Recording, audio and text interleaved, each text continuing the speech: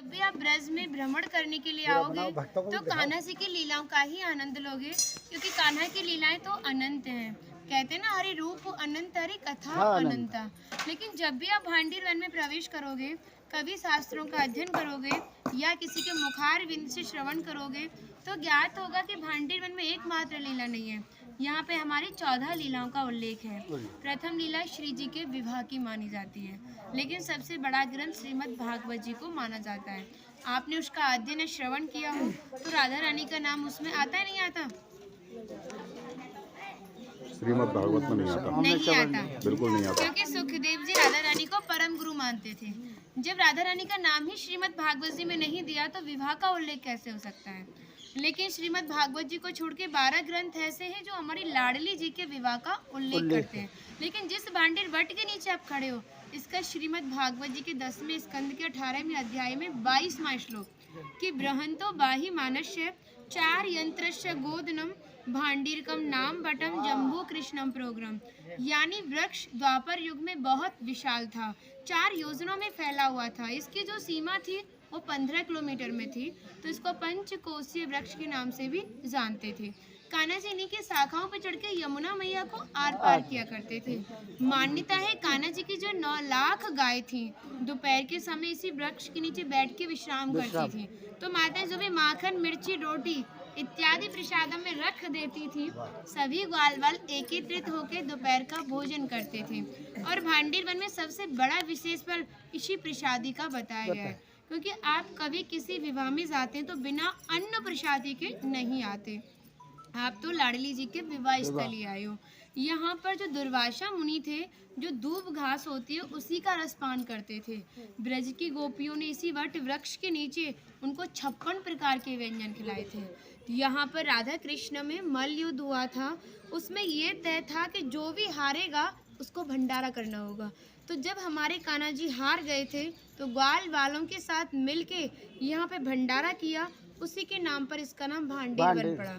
यहाँ पर ब्राह्मण पत्नियों ने भी कान्हा जी को भोजन प्रसादी खिलाई है, और ठाकुर जी ने ब्रजवासियों से ये टुकड़े मांग के पाए थे, तभी नाम दिया था इसका मधुकरी। मांग के पाना मतलब मधुकरी। तभी शास्त्रों में ब्रजवासियों को अपना हृदय बताया और कहा कि जब तक ब्रजवासी की कृपा नहीं होगी, ठाकुर जी की कृपा बहुत दूर की बात है। यानी सर्वप्रथम ब्रजवासी की कृपा होना बहुत ज़रूरी है, जब ही हमारे ठाकुर जी हमारे ऊपर कृपा करते हैं। हमारी राधा रानी ने स्कंद पुराण में इस स्थान के बारे में ये कहा था कि जो भी गुप्त वृंदावन आएगा वो मोक्ष को प्राप्त होगा।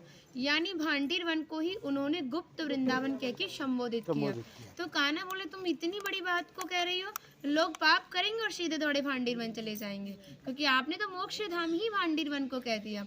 तब हमारी लाडली जी ने कहा, नहीं कान्हा, मैं जिस पर विशेष कृपा करूंगी, जिसके प्रति मेरी भक्ति भाव दोनों सच्चे हैं और भक्त मेरी शादी में उपस्थित है। यानी आज से 5500 वर्ष पूर्व आप इस स्थान पर थे। मनुष्य तो कोई था नहीं, तो अपने आप को कीड़े मकोड़े, घास फूस, पतझड़ इत्यादि अपने आप को मान सकते हो। जो भक्त उनकी शादी में उपस्थित था वो भक्त कई बार वृंदावन आएगा, जब जाके गुप्त वृंदावन आएगा, और डायरेक्टली नहीं, किसी ना किसी के माध्यम से। इस स्थान तक पहुंचने के लिए माध्यम का होना बहुत ज़रूरी है, और सारा श्रेय भी माध्यम को जाता है, क्योंकि माध्यम ही हमें ऐसे दिव्य स्थान पर पहुंचाता है। और जो भी भक्त भांडीर वन में प्रवेश करेगा, प्रवेश करने से जो कान्हा ने 14 लीलाएं भांडीर वन के अंदर की हैं, उनके दर्शन मात्र का फल प्राप्त होगा। और जो भी यहाँ की एक किनका प्रसादी पाएगा और एक रात्रि निवास करेगा, वो इस ब्रज गौलोक धाम से वैकुंठ गौलोक धाम को जाएगा, क्योंकि जो हमारे ठाकुर जी ने गौलोक धाम को इस 84 कोस में ही बांटा है। आप यहाँ पे जो भी दर्शन करोगे वो प्रकृति की देन के हिसाब से और मानव निर्मित दर्शन है, लेकिन आप गौलोक धाम में जो भी दर्शन करोगे वो ठाकुर जी के हिसाब से हैं। जैसे गर्ग संहिता के 6वें अध्याय का नाम है गौलोक खंड, आप उसका अध्ययन करोगे तो भांडीर वट का एक दिव्य वर्णन का अध्ययन करोगे। कहते हैं गौलोक धाम में ब्रजा नदी के किनारे भांडीर वट है, यानी यमुना मैया का नाम ही गौलोक धाम में ब्रजा है। तो यहाँ पर भी आप एक भांडीर वट के दर्शन कर रहे हो। कहते हैं लोकनाथ प्रभु जी ने कहा है कि अगर भक्त इस भांडीर वट का दर्शन कर ले, दर्शन मात्र से, स्पर्श की तो बात बहुत दूर की बात है, दर्शन मात्र से ही उसे दोबारा गर्भ में जाना नहीं पड़ता। यानी भक्त 84 लाख योनियों से मुक्त होकर मोक्ष को प्राप्त करता है। बोलो राधे राधे।